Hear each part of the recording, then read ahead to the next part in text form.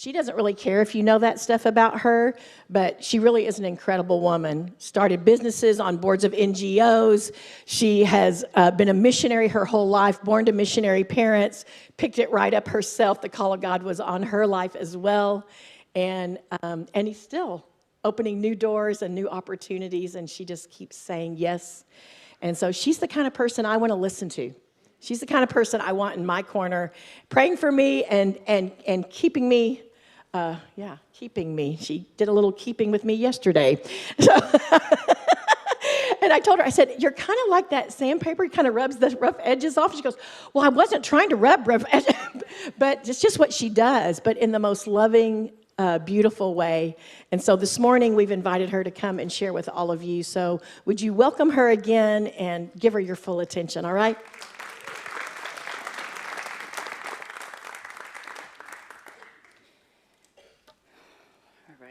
Get situated here. I wasn't going to share this story, but just the rain. So I got married. Danny and I met in Hong Kong, got married in Hong Kong, and on the morning of our wedding, it was raining, and my maid of honor breaks into my room doesn't break in, but she opens the door and she says, Jill, I just want to say to you, remember that rain is a sign of God's blessing. So I feel like that's for us, and I feel like it's doubly for us because I'm actually going to start with talking about a verse that's engraved on the inside of my wedding ring. So I feel like, the rain, wedding ring, I'll get to that in a minute. But I wanted to start by some pictures of my favorite people in the whole world. My favorite people in the whole world, it's not me. Okay, so we live in Virginia Beach, and we pretty much love everything to do with water. And you can go to the next slide. And we love being at the beach, love young people at the beach. Go ahead and go to the next slide. And diving, snorkeling, surfing, if you don't know what that is, you can ask me about it later. Surfing, everything. We love the beach. And we have the privilege of, after many years in China where there was no beach, or no clean beach anyway, we have the privilege of being by the beach. So very life-giving. If you could just go back to the second picture. So my favorite people, my husband Danny, who's on video, I believe, somewhere, and my two daughters, Elena and Maya, who are here with us today. And so those are my favorite people. This is one of my favorite things to do here, which is called Surf Club. And it is led by my daughter, Elena, and it is basically church on the beach. Every summer, for the last 3 summers, Elena leads this thing that is student-led. Maya is also on the leadership team. And it is an outreach to our community, and we have kids coming in and learning to surf. So they surf for an hour on Saturday mornings, and then they have church. Elena speaks a message, they have prayer requests, they have worship. We had our first baptism last year. The first year, we had about 12 to 15 kids. Last year, we were regularly pulling in 30, 35 people, and we are doing church on the beach, and it just makes my heart happy. So one of my favorite things. So that's a little intro about a little slice of my life that I love. We're talking about transitions, which is like no big deal, guys, right? So I can just go home. No big deal, no pain, All right. Before I start into my talk, I just really felt this verse that's engraved on the inside of my wedding ring, which is James 1:17. Every good and perfect gift is from above, coming down from the Father of heavenly lights, who does not change like shifting shadows. And I think I just want for us, as we're talking about transition, all the turns and twists and the ups and the downs, that for us to remember he doesn't change. And even now, no matter what phase of transition, no matter what in between, no matter if it's the high, the low, I don't know, the anything, he's there. And he's giving us good gifts right now. They're coming down. I love McKenna's word because it's actually the very last point of my message is rest and receive.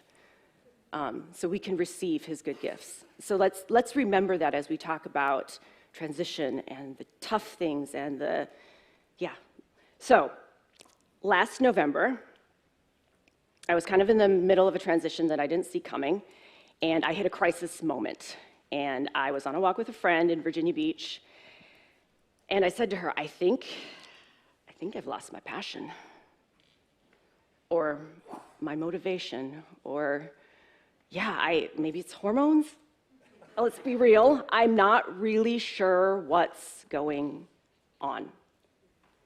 Anyone ever been there? I'm not sure what's going on. Anyone there right now? I'm not sure what's going on. So, like many of us here, we've gone through transitions. So I feel like I've kind of been in transition. The first moment that I can pinpoint in my life was when I was 11. My parents started doing overseas work. Then I was 13, and my parents announced to everybody that we are moving to Hong Kong. And my life has been a series of transitions since then. I just feel like I go from one and maybe get a little break, and then it's just on again. And probably our most dramatic transition, particularly as a family, was from 2017 to 2019, which you guys, many of you, got to observe the good, the bad, and the ugly of. We had been in China for almost 20 years, and suddenly, we came here to Wiley to seek God on what's next. And, we thought it was going to be some new ministry in Beijing, whatever. And suddenly we got a visa denial for the first time ever. We have a legit business in Beijing. Everything we own's there, our car. And then we get a second visa denial, and then a third, and then a fourth. And suddenly, I'm in the biggest transition of my life going, who am I? What am I doing? What? So, transition. So I've been in a lot of transitions. I also work with people in transition. So about 12 years ago, I started a coaching business in Beijing, mainly walking with people going through geographical transitions. So they were either transitioning into Beijing or out of China in some fashion. And then I did career coaching and, transitioning into a certain career or out of, or both, really. Currently, here in the States, we do a lot more business coaching, so helping businesses grow, which is another kind of transition, sabbatical coaching, that kind of stuff. So I have experienced transition, and I work with people in transition, and at the same time, when I am face-to-face with that moment in transition, you know what I'm talking about, I'm still all, what is going on? Transition is hard.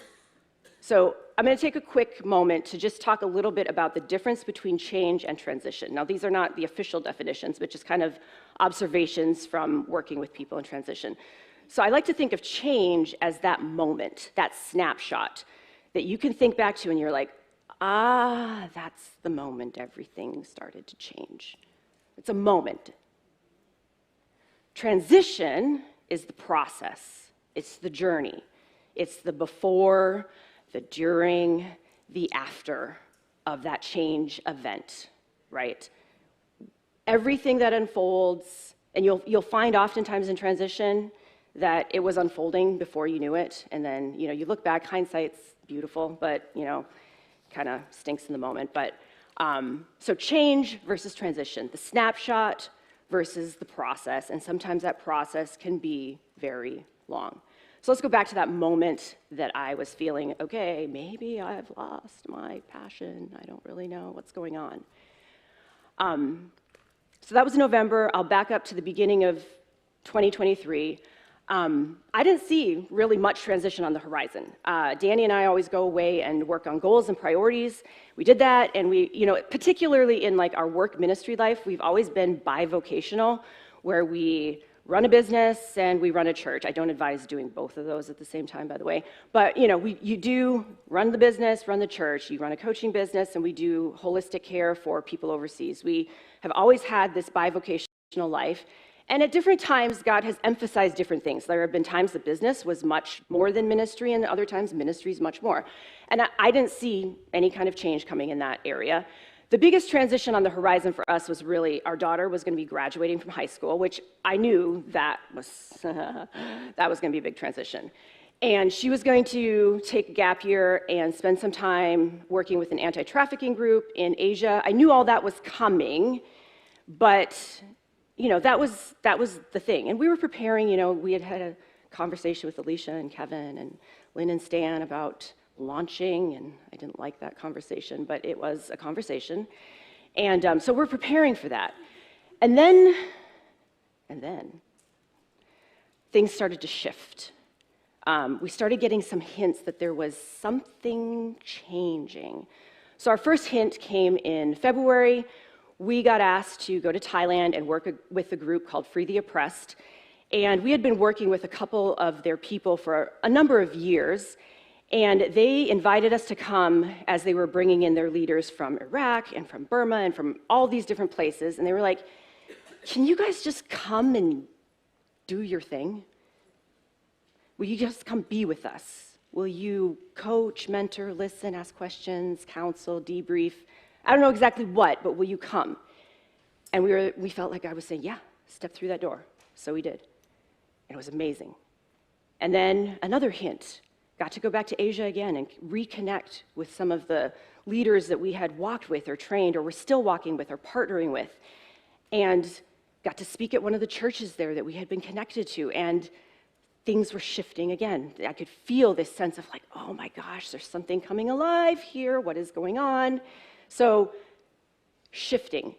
During GRG last year, actually right in the middle of GRG, Danny gets a phone call from a good friend and he says, I have cancer and I have no succession plan in place at my business. Would you and Jill consider coming and taking over my business? And we were like, okay, I got to get through this weekend first and then we'll, oh my gosh. So, and we felt like I was saying, step through that door. Okay.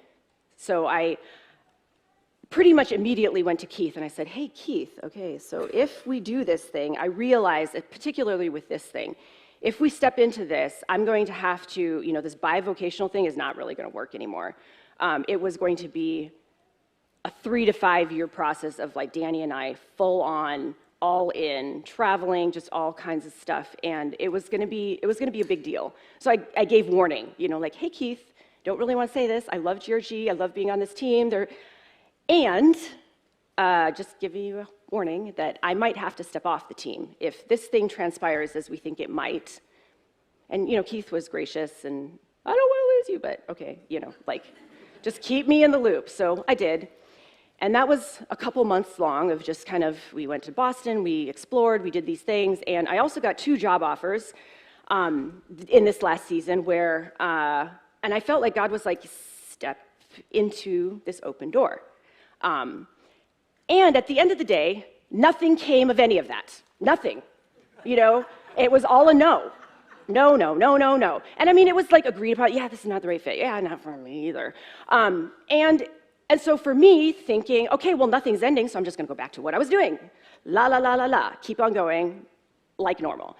And I felt the strong hand of the Father saying, okay, let's have a conversation about this. I actually want you to go through with closing the loops on these things that you started having the conversations on. I want you to say no so that there is space for the yes that is coming. Abraham, go to the land that I will tell you about later. And I was so uncomfortable. Like, it's way easier to be like, okay, I'm leaving the job because I've got this next thing. Okay, but it's way harder to be like, I'm leaving. What do you do? I don't know. Where you go? I don't know. Leon was talking about during COVID, he got really good at saying, I don't know. Yeah, all the answers, just ask me anything. I don't know. So closing loops. And it became more uncomfortable as it went from month to month, another month, another month, another month, and there's no yes. And I'm thinking, okay, I did what you asked, I'm waiting, and there's all this internal stuff going on, right, as we know. But it was really uncomfortable, which led to that moment of, okay, I think maybe I have lost my passion. And honestly, in that moment, I really didn't know if this was going to be my new normal. Because, you're not excited all the time about everything. And I thought, I know there's changing things happening. And, what is going on? I'm going to pause the story there again for a moment and just go to, I'd like to talk about transitions from while comparing it to this caterpillar and butterfly thing that a lot of people have been talking about. I thought I was the only one bringing that, but I guess not. The 3 phases of transition, we're just going to briefly talk about those. Endings, neutral, and new beginnings. And I'll talk a little bit more about it in a minute, but we're going to talk about a caterpillar first. So in the ending season, the caterpillar is eating. Like, did any of you ever read The Very Hungry Caterpillar to your kids, your grandkids? You know, it's eating, eating, eating, eating, eating. It eats everything, and it gets fat. And the ending process ends when it goes into the cocoon. So that's the beginning of its neutral.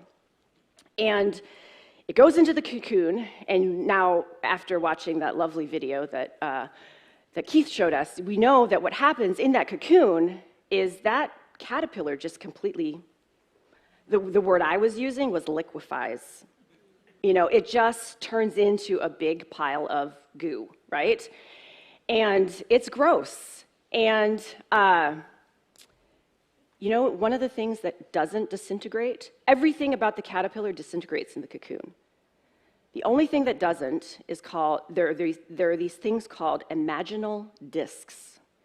The imaginal discs hold the map or the directions for the butterfly that is coming. It's the only thing that doesn't liquefy. And also, those things are not activated until the liquefaction process is complete. So this caterpillar is carrying these imaginal discs its whole life. It doesn't serve any purpose to the caterpillar. Doesn't do anything for it. They don't grow, they don't change, they don't do anything. And actually, in the cocoon, they do absolutely nothing also until that liquefaction process is complete. So does anyone ever feel like transition, or especially the neutral, is a liquefaction process? You know? I mean, 2017 to 2019, you guys observed, that was what was happening in my life, a liquefaction of everything that I thought I was in that time. Who am I? So when the liquefaction process is complete, the imaginal discs start multiplying, and certain discs actually hold the directions for the wings, and for the body, and for the antennae, and then you have that beautiful new beginning where the butterfly is pushing its way out of the cocoon. That is transition, guys. That is a transformation. So what does that look like for us as humans? So back up again. 3 phases of transition: endings, neutral, new beginnings. Let's talk about endings for a moment. Transition begins with an ending. How many of you like to watch Fixer Upper, or when it was a thing? And demo day, Chip Gaines, you know, coming in with a sledgehammer or a karate chop or his whole body. I mean, he got really creative with the ways that he did demo day, right? But that is what is happening in the ending season. We have to make space. You got to get rid of the old. Brian, I mean, you can't remodel without getting rid of that old tub, you know, the 1980s sink, right? You can't do the remodel until that old stuff is gone. And the Bible talks about this too. The old is gone, the new has come. Put off your old self, put on the new self. Endings.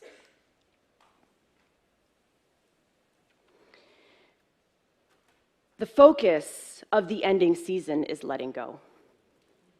Letting go. There's grieving, there's dismantling, and recognizing that some things might be going away forever. You don't know. So the focus for us in this season is letting go. The next phase of transition is the neutral. There's another transitions guy that I like to follow, and his name is Bruce Feiler, and he calls the neutral the messy middle, which I kind of like that.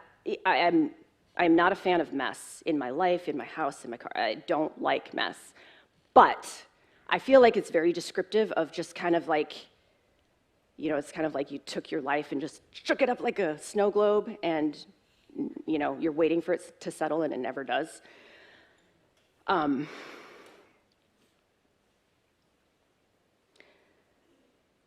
The neutral season is a season of disintegration, of losing yourself. This is kind of where I paused my story. There is a lot of waiting in the neutral. There are a lot of questions. Who am I? What really matters to me?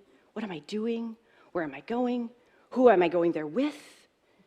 all kinds of questions, and the focus of the neutral season is surrender. Surrender to the process, surrender and trust that I am actually receiving clues about what the next season is going to be. Like that actually happens in the neutral, but we have to trust that that's happening. Just like the caterpillar has imaginal discs in them, we have things that are being sown in or are already, things that are already there in this neutral space, but we have to trust and surrender to it. Now, this is a hard one. We have to surrender the timeline. I have never walked with a person in transition that has said, man, that was so fast. Woo! Record time. Right? I like to think sometimes that if God just let me handle like time and money, things would be so much more efficient. You know? But surrender the timeline. Don't shortchange the process. If you open that cocoon before it's ready, you're not even going to get a caterpillar anymore. You know, you're not getting a butterfly, you're not getting a caterpillar, it's just going to be a big pile of goo. And we don't want that. So, lastly, we have new beginnings. As we see with a caterpillar, the map for the new beginning is already there. And I would like for us to believe with each other that God has the map. I mean, somebody was reading that, verse, for I know the plans that I have for you. And we forget it in the middle, and in the next middle, and in the next middle. So the focus of new beginnings is alignment and integration.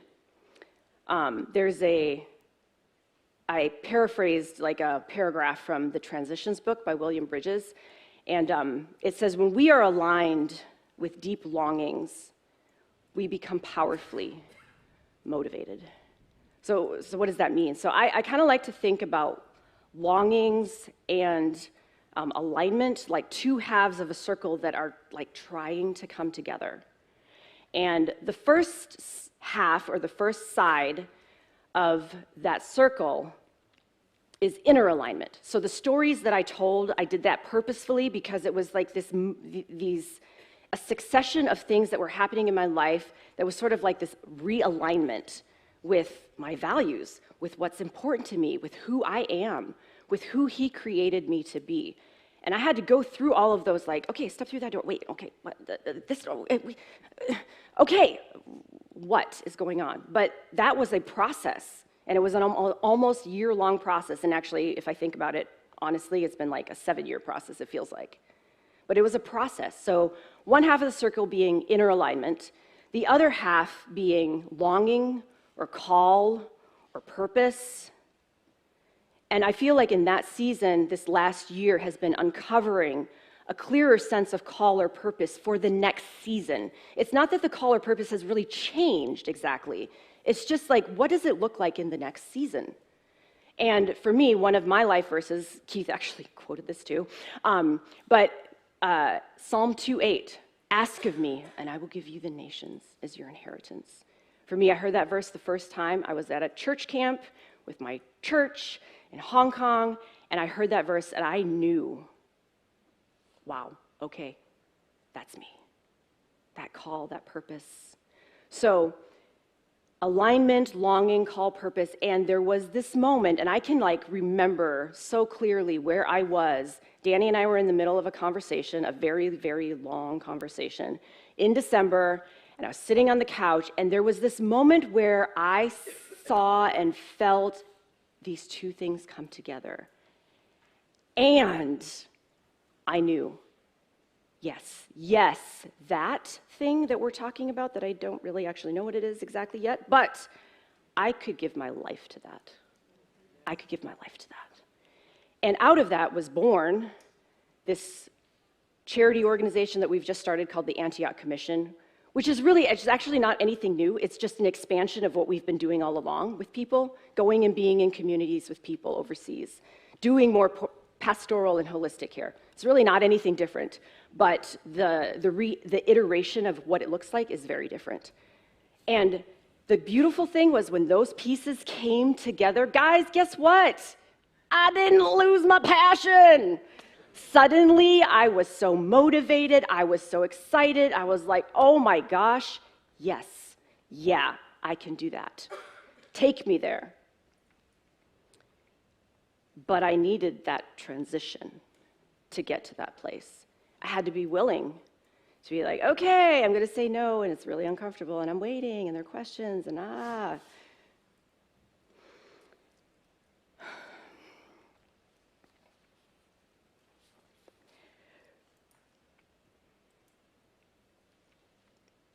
want to close with a couple of verses and some tools.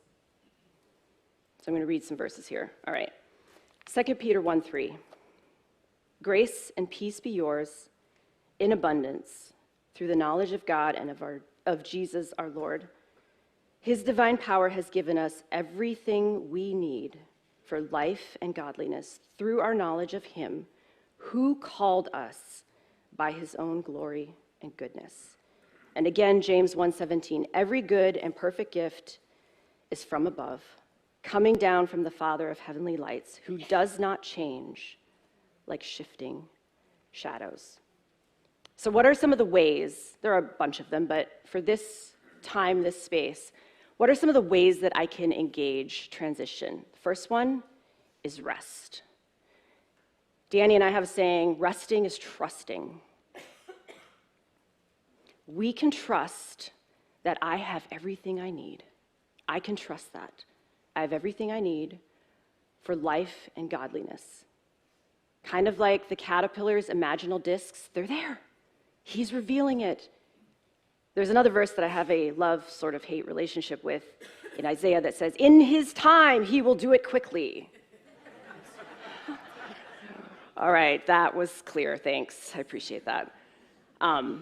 So we have what we need, and even more than that, so we have what we need in here. Even more than that, guys, we have gifts right now that are coming down to us in the middle of the transition, in the middle of whatever phase, in the middle of that in between. We also have good gifts coming from our good Father right now. The verb in that is like progressive. It's saying it's coming down. And it's coming down. It's not like once you figure it out, or once you're good enough, or once you're all the way through the, ending, neutral, new beginning, then I'll give it to you. No, it's now. It's coming down right now. All we have to do is receive. I can trust. I can receive. That's it. The second way that we can engage transition is with relationship. So Alex yesterday in her interview, she was having a transition moment. It was beautiful. And she said that she felt like God was saying to her, Alex, you're talking at me, not with me. And so the first part of the relationship piece is talk with Jesus. What is he saying? How is he leading? What is Holy Spirit doing? Relationship, be connected. I am the vine, you are the branches. In me, with me, remain in me. Relationship with Jesus. And part B of relationship is with each other. Guys, transition is hard and we can't do it alone. We need extra support in transition. I want to run my race well. Yesterday I was in Leon's group and it was amazing, and he was really just talking about running your race, running it well. And I actually was partnered, he had us like break into little groups, and I was partnered up with Barbara Spurgeon. And she was saying to me, these are the things that I want to work on to run my race well. And I'm like, yes, I want to be here and there, decades from now, running my race well. We need each other. Engage your community. Activate people to speak into your life. I just want to do a little tiny call out to my friend Christy, who walks with me every week, call after call after call, sharing life. listening, asking questions, occasionally poking and prodding, which I love. I love being poked and prodded.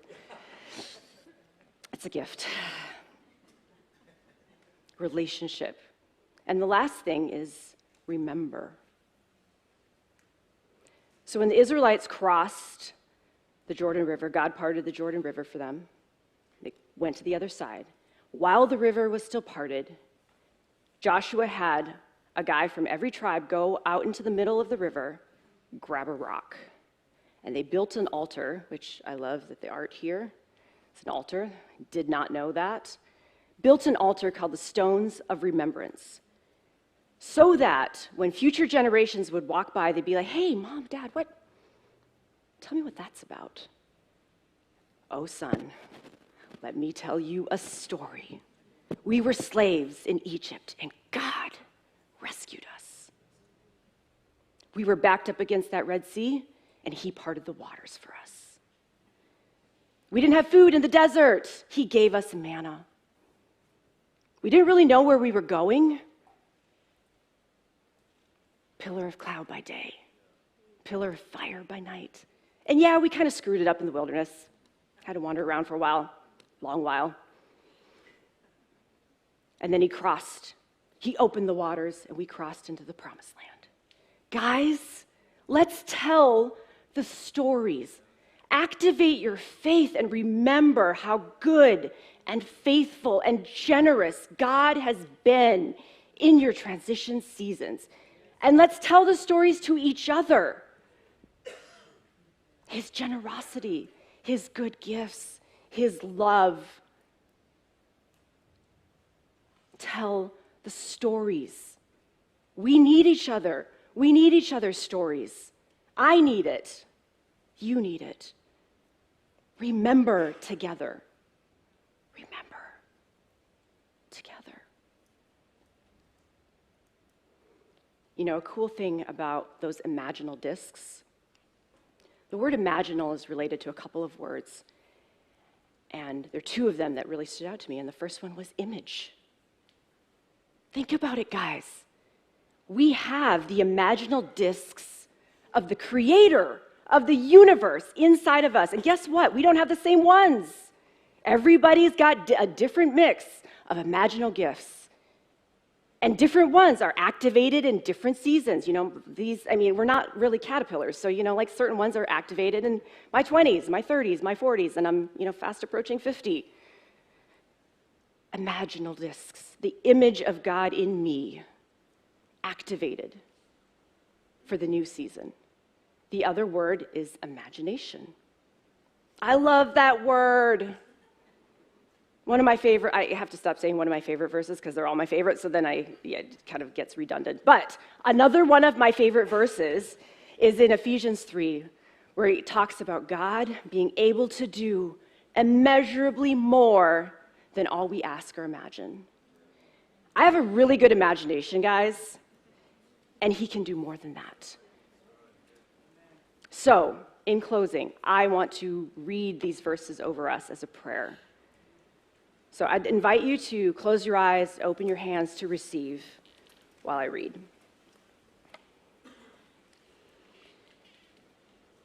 I pray that out of his glorious riches, he may strengthen you with power through his Spirit in your inner being, so that Christ may dwell in your hearts through faith. And I pray that you, being rooted and established in love, may have power together with all the Lord's holy people to grasp how wide and long and high and deep is the love of Christ, and to know this love that surpasses knowledge, that you may be filled to the measure of all the fullness of God.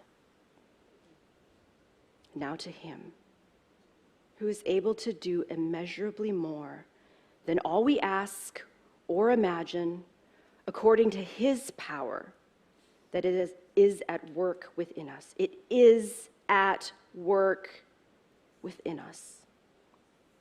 To him be glory in the church and in Christ Jesus throughout all generations, forever and ever. Amen. Amen. My last slide, a gift to you guys. I put together a bunch of transition resources. My message was like an hour and change long in the beginning, so a bunch of the things that didn't make it into my message. I also put together some exercises for transitions, coaching questions that you can ask yourself to walk through ending, neutral, new beginning. My husband wrote a paper on sabbatical, it's up there. Books that we recommend to transitions clients. I just wanted to give you guys tools for your place, for your people, for your community, and for you too. So anyway, that's up there. Thank you.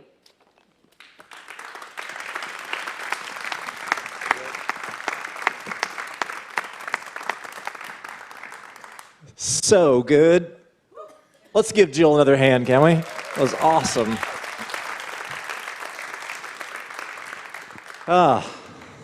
So proud of you. Thankful for you, Jill.